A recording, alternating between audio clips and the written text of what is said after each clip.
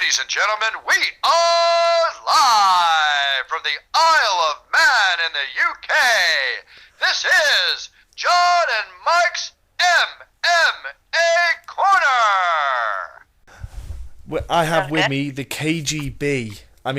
Sorry, Mrs. Lee. That's who I have with me, Mrs. Lee, KGB. Well, I'm KGB, yeah. KGB. I kind of dig that. That's a fun name to have. I find that quite good.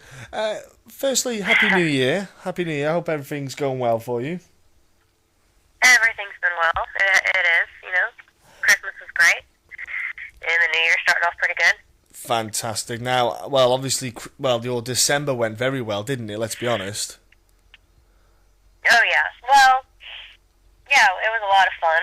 And, you know, I got to watch my daughter and enjoy opening her present. So, that's always fun.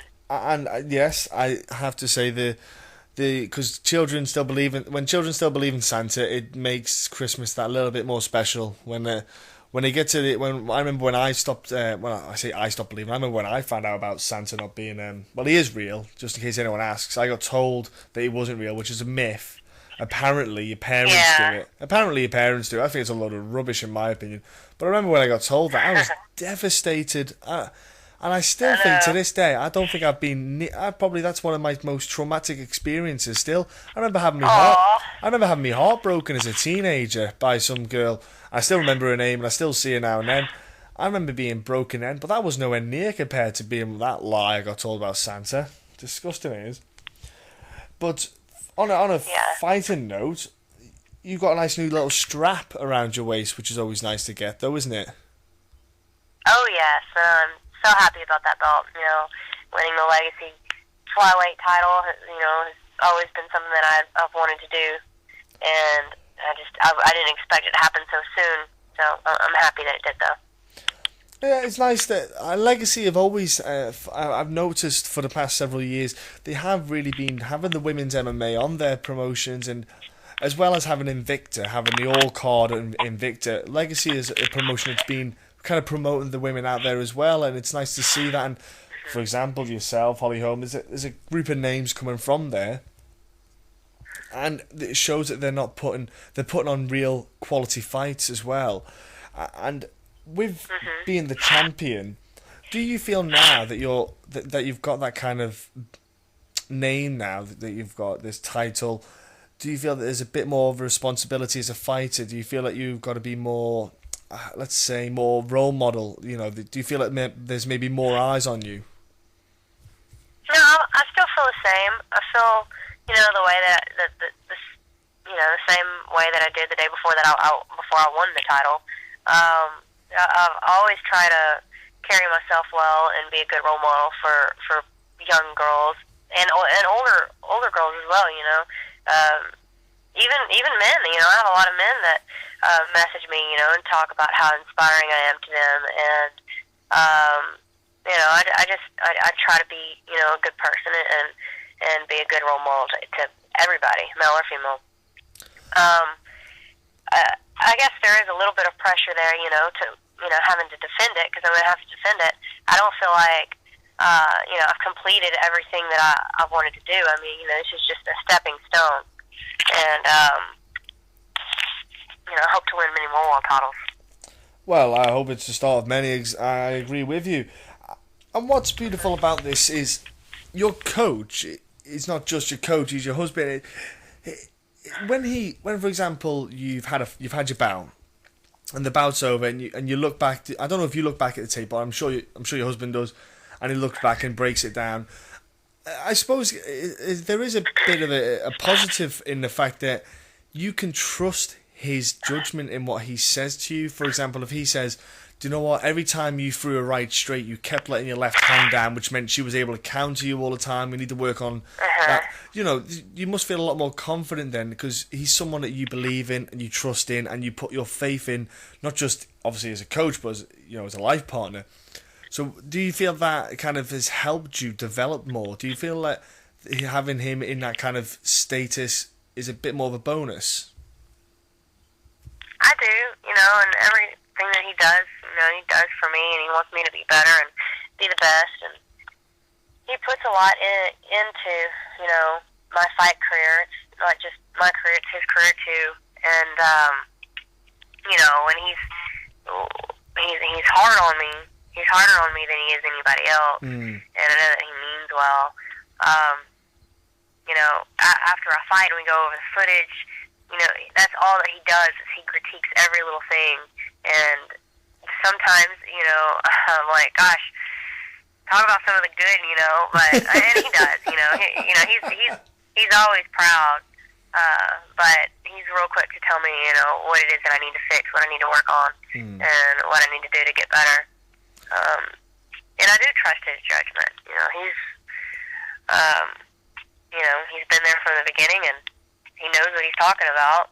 I'm stubborn and hard-headed, and, you know, we butt heads a lot, but, you know, I guess that's the, I mean, we're married, too, so, you know, it's a winning, it's a winning formula. Hey, it's a winning formula, though, isn't it? Let's be honest.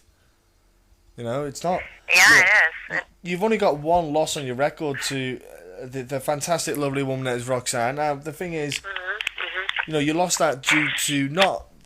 It was more of an external thing that happened. How did your eardrum... What were you cleaning out your ear and you rammed it in too far? What were you doing?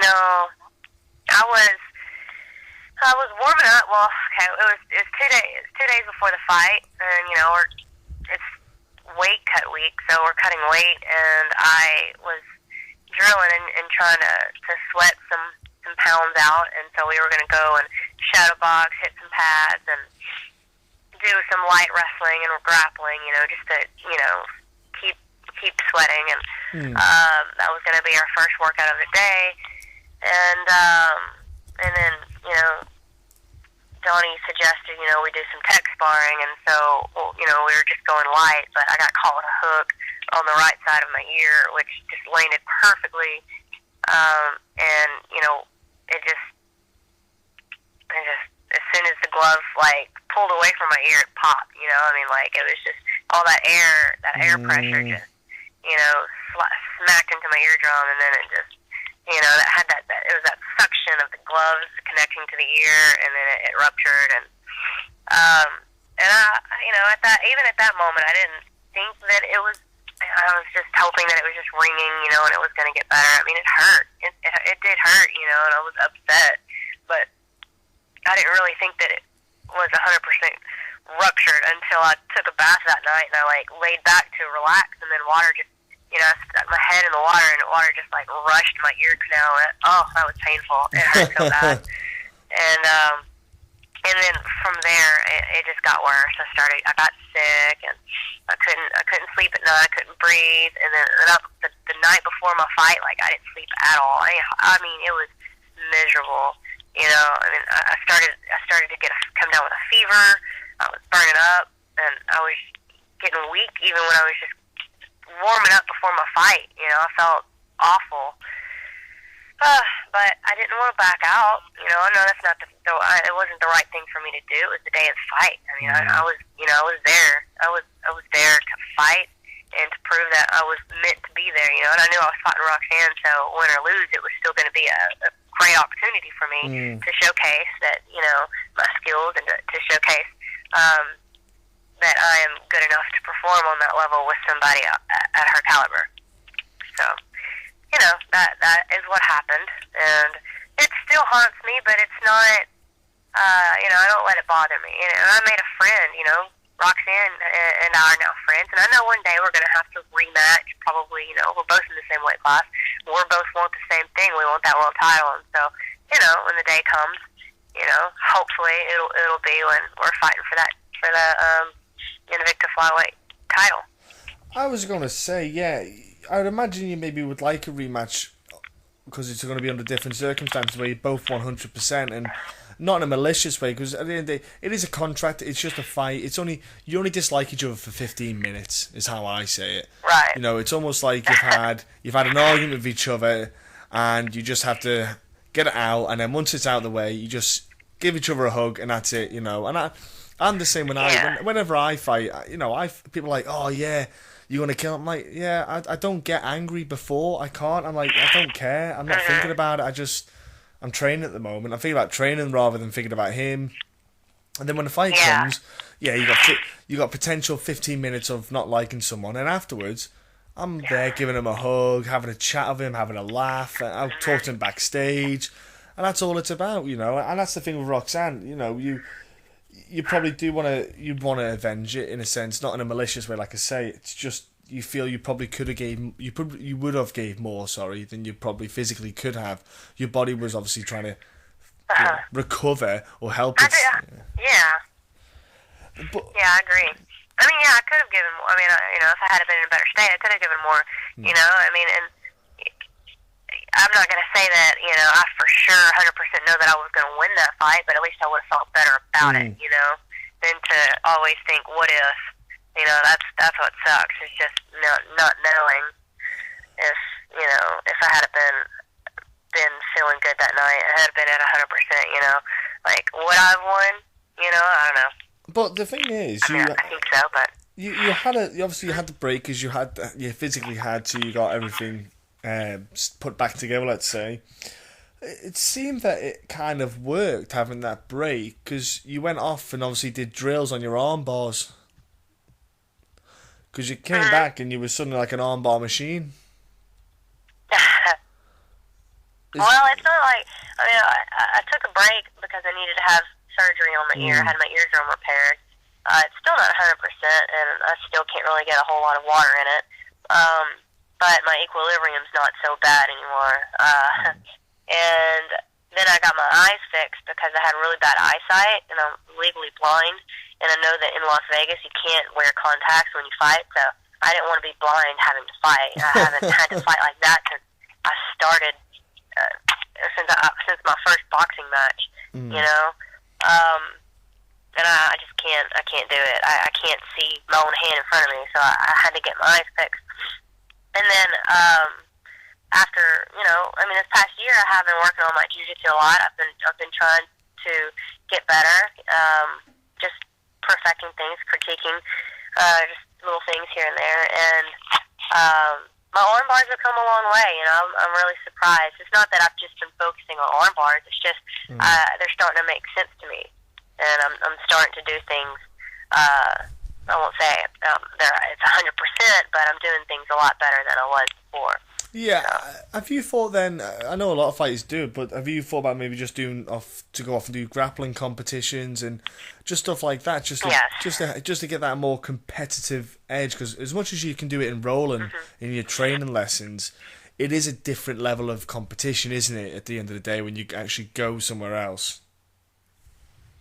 Yes, it is. Like at the grappling tournaments, I always try to compete against girls that I mean, since I started, I've always been put in classes that are better than what I actually was. Like I was white belt in competing in blue belt level, and then when I became a blue belt, you know, I was still competing the blue belt level, but I would also compete in the purple belt level against all of the higher ranked girls because, you know, I just was there for the experience. If I won, I mean, that was great, you know, but for the most part, I'm there just to get my experience and to see, you know, where I'm at, you know, compared to the other girls that train all the time in jiu-jitsu. Yeah, it does make a difference, I think, if you can do the competitions as well, because it's always good to add to your game. Like you say, you got the Legacy title, and you're still, because Invicta let you go to Legacy, don't they? I know they've done this with Catherine Costi, and they've done it with a couple of girls, so they can stay obviously more active. Is this just something they allow you to do then, because they'll let you go off in between bouts? Because when you come back to Invicta, have you got any rough idea of plans and dates you can give us? For my next fight? Well, for when you're looking to go back to Invicta, and even because obviously you've won the belt at Legacy, will you be defending it? You got any rough plans on stuff like that? Well, I know that I will be fighting for Invicta again in March, and I don't know when I'll be defending my title for Legacy, but I will certainly sometime this year, you know. but for the most part, I'm focused on, you know, I'm possibly in that Invicta Flyweight tournament, and you know, if I'm in that and I continue to progress and do well, then I'll be fighting more often. So depending on how the tournament's set up, I don't know if it's going to be like a one night thing where we fight and then we come back and fight again. I don't know if it's going to be an all day tournament or if it's going to be like over a period of time the way they do it in other promotions. Yeah. Where you fight and then come back 2 months later and fight again. Yeah. So if that's the case, then I'll be focusing on fighting for Invicta for the majority of the year, and then hopefully I'll have won that Invicta title belt before the end of the year, and I can defend my Legacy title belt at the end of the year. So. Yes. Yeah, it's obviously all dependent on this March tournament. And that's the thing, because if it does go, if it is the same day, it'll be probably just 2 rounds, and then obviously, but that means your training has to change up. Then you'll end up having to do a lot more endurance-based stuff, to compensate for the fact that you'll be expending a lot more energy if you were to make it through the different, if it's in one night, all the different kind of fights that you're going to have. Yeah. Now, will that require you maybe going to a specific strength and conditioning level? Do you go anywhere? Do you do anywhere for your strength and conditioning? Do you stick at the gym that you're at with? I do a lot of strength and conditioning at my gym, and we'll go to the track as well. We got a lot of things that we do, resistant band strength, sprint. We do a lot of sprints, and I hate sprinting, but it's vital. It's important. And I run. I try to run 2 miles every day. So I do my weights. I also do, I guess what you would call ladder drills. Footwork, speed drills. Yeah. Yes. So, I do that as well. I'm more like an elephant, but it's fine. It's all good. It's like yeah, it's a beautiful sight. It's a beautiful sight. I feel like I'm going fast, and then when my Kendrick, he works with me on my footwork drills with the ladders and all that. Yeah. And I see him do it. He's so quick, and I'm like, I thought I was going quick. So I'm actually like slow. Yeah, it's like an elephant. I feel like an elephant too. So you said you had about your eyes before. So did you have laser eye surgery done on them? I did. And do you know what? I know a couple of people have had it, and they said it's amazing how it works, how good it works. It is. It's incredible. I mean, it's. I feel like I still forget sometimes that I'm not wearing contacts, because I had worn contacts for so long, for so many years. I started wearing contacts when I was like 12, and so my whole life I've been in contacts. And it's every now and then, some days I forget that I'm not wearing, I forget that I'm not wearing contacts. I think that I am. The other day I was talking to my little girl. She was talking about her eyes were bothering her, and I asked her, if she was having problems seeing me from far away. She said she could see me fine, but then up close, she said it gets a little blurry. And I'm like, oh no. And then for a split second, I was thinking that she was going to start having to wear, when she gets older, she's going to have eye surgery or wear contacts like I do. And then I'm like, oh wait, I don't wear contacts anymore. I had that surgery. So I forget. Yeah, you can start saving up for her birthday. When she's older, if she does have to wear glasses, you can save up for her birthday present, get her some surgery on the eyes. Yeah. Well, she'll have to wait until she's in her 20s. But. Do you know? Yes, I'll definitely get that for her. I suppose having your little one, it's a nice distraction from the MMA life. The rigmaroles of the intense training, the hard grind, as they say, the grind. It must be a lovely little break, being able just to go the little one, and basically, you can sit up, cuddle up, and watch a Disney film, and it's just a complete downtime. And so, well, I say downtime. Hang on a minute. They've got so much energy, it's not even human what these kids have got these days. Yeah. But it must be lovely, that little separation. Yeah. It is, it really is. And, she is a huge distraction. And she's always wanting to play. She's always, Mommy, you want to play? You want to play?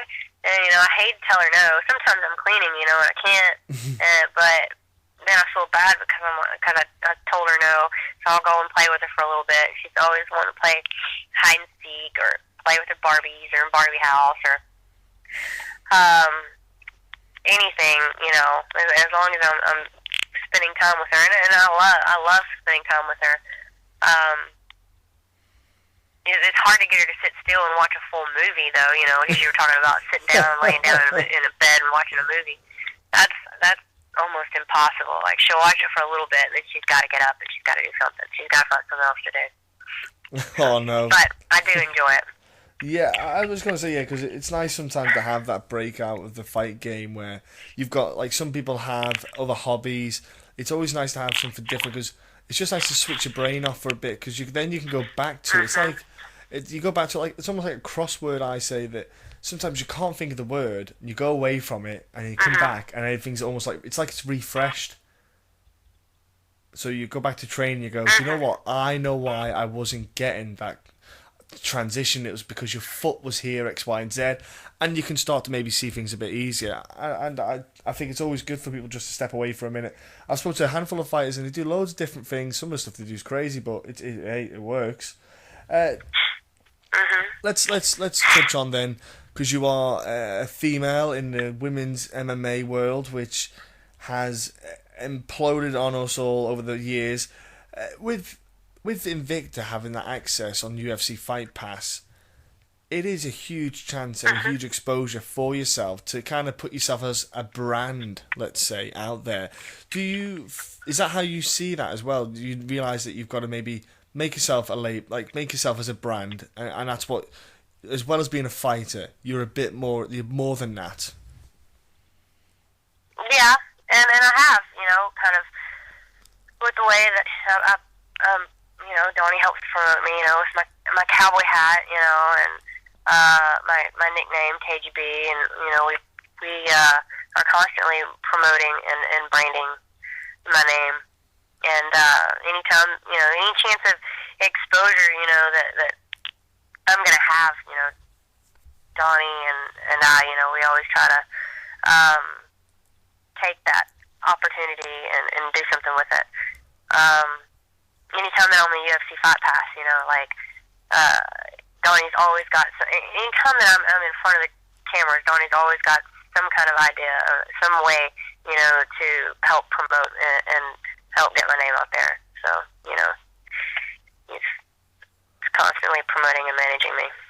Yeah, because it is a great market, you know, UFC Fight Pass, because, like, for example, I've got it on my phone. I love the app. To be fair, you know, it's nothing against women's MMA, but I watch Pride because I want to see two guys juiced up out the gills doing crazy things that isn't humanly possible, like Kevin Randleman. I'm like, there is no way that is a human being. Like, man was not meant to look like that.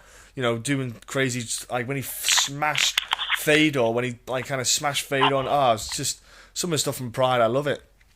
You know, Crow Cop with those head kicks, boom, one after another. You're just like, that is just heaven. But at the same time, yeah, you know, UFC Fight Pass is a great tool, you know, because so many people have it everywhere around the world.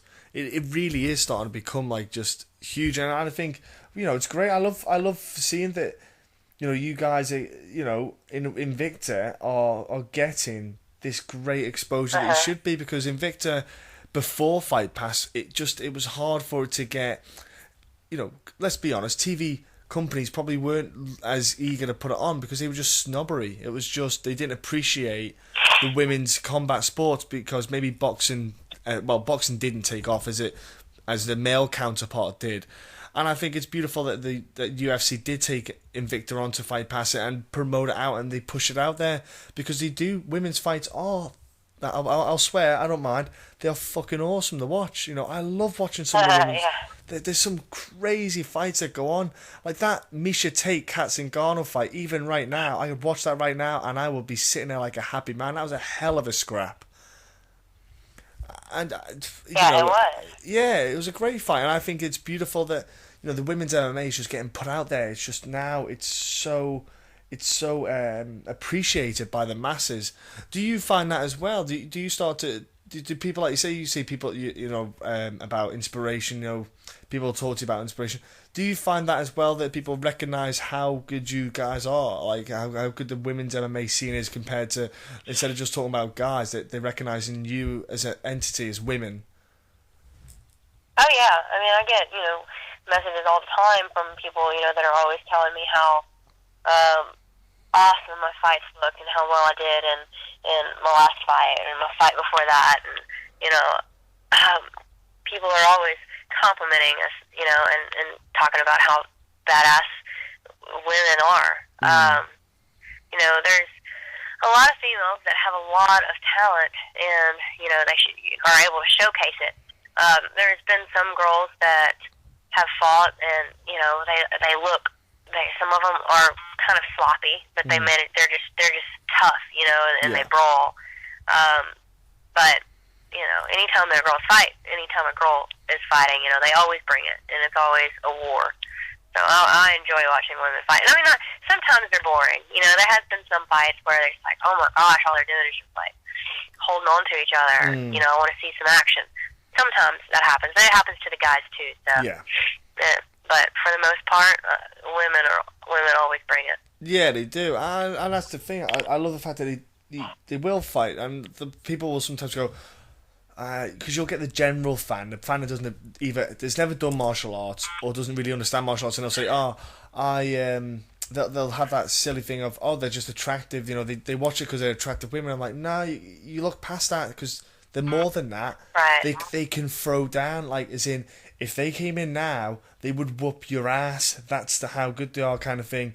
And that's the key. I think that people are now understanding that, yes, they can be very attractive females, but also they've got very good skill sets, and that's a great combination as well. That is a winning formula, let's be honest, for success, it seems. The opportunities that arise are just, untold, really. Have you found that has happened for you as well? The kind of benefits, I know you're married. Don't worry, I'm not asking for your phone number, but you've got that benefit. You are an attractive woman, so do you feel that that's what maybe brought a bit more attention to yourself with, let's say, offers for maybe kind of like marketing or sponsorships and stuff like that? I think it's helped a lot. In the beginning, I think when I first started to get noticed, it was after I had this photo shoot done, and people, like Babes of MMA started promoting my pictures and getting out there on the internet, and I mean, they kind of, just started going all over social media, and people were just talking. So at first it was about my looks, and then people actually started watching me fight, because I had some people, they look at you haven't looked at me and thought, oh, she's just pretty, she probably can't really fight, and I've had a lot of girls who thought that they could just beat me, based on my looks alone. But I've proved to people that I'm talented, and I'm a very strong and aggressive fighter, and I'm not a sloppy fighter. I mean, I try to turn everything over. I'm a perfectionist whenever I'm at the gym. I want to do everything right. And I strive to be the best. So, yes, at first it was my looks. My looks helped me, and I think it still does help me out a lot.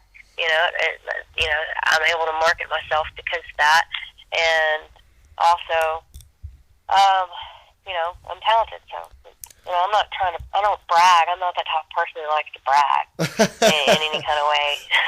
No, you've got a skill set. You've got the skill set. Helped. You've got the skill set. Let's say that word instead, then. Is that I think? Yes, I've got the skill set. Yeah, and that's the thing. I think that people who don't quite understand the sport, because I compete, it's a different kettle of fish for me, because I appreciate the competitive side more. I appreciate when I watch the fight. I just don't look at the women and go, oh gosh, I wish I could open her up under my Christmas tree. I look at the women fighters as more as a competitor. I don't look at it as male and female. See, I look at the technique. I'm watching what they're doing. Like I said before, like if you're throwing a right straight and your left hand drops, I'm going, why is she not correcting that? Why is the coach not? Or watching their footwork, why is she stepping on the outside when she should be stepping on the inside? Right. I know things like that. I watch it like that. But then again, you will get the general fan who doesn't. But yeah, I think that as the sport's going on in your career anyway, with what's going to come up in 216, I think 216 is going to be a huge one for you. You know, especially if this tournament kicks off. I think it's going to be it's going to be a lot of fun to watch anyway. That tournament, good googly moogly! I cannot wait to hear what happens there. I hope I hope they release some information soon for us all, so we know what's going down. And they probably will after the Invicta fight. Yeah, they might do it at the press conference after. Hopefully, I'll have to tune in. Yeah. I'll be tuning in anyway on UFC Fight Pass. Look, before I let you go, can you please tell me what your social media stuff is? So not only can people around give you a follow, but they can also maybe, like you say, watch what your fights do, maybe get a bit of advice and stuff like that. Well, you can follow me on my Facebook page is Andrea KGB Lee, and so is my Twitter and my Instagram is Andrea KGB Lee. So if you're interested in following me there, I have photos and videos and stuff up if you're interested in looking at some of the things that I've done, some of my fights in the past. I'd also like to thank my current sponsors that help get me through month to month. They've done so much for me, and I just want them to know how much I really appreciate them. Starting with Carbonation Toys. Fizz Kids, buy Carbonation Toys. Thank you so much. Apex Conditioning. Thank you for helping me get in shape and giving me all the awesome bionic shorts and resistant bands, and it really helps me, and it's made me so much better and so much quicker. Also, if you are ever pleased or happy, with my fight, and you want to, I don't know, throw money my way, maybe you bet on my fight, and you won some money, you can always go to tipafighter.com. They're also a sponsor of mine. It's tipafighter.com. So if you're ever, if you ever enjoy some of my fights, and like I said, you want to give me a tip, go to tipafighter.com. And I just want to thank my coaches, and thank everybody, all my training partners at Karate Mafia. Thank you, Donnie Aaron, my husband, my coach. And, to all my friends, fans, and family. And also thank you for having me today. No, it's been a pleasure, an absolute joy to have you on. It's been something I was looking forward to getting you on to talk to you. And like I say, 2016, just have a stupendous time. It's looking like it's going to be a great year for you. And do you know what? There might be more silverware coming at the end of the year your way. I hope so. I'm going to train hard and, make it happen. I'm sure you will. Thank you very much.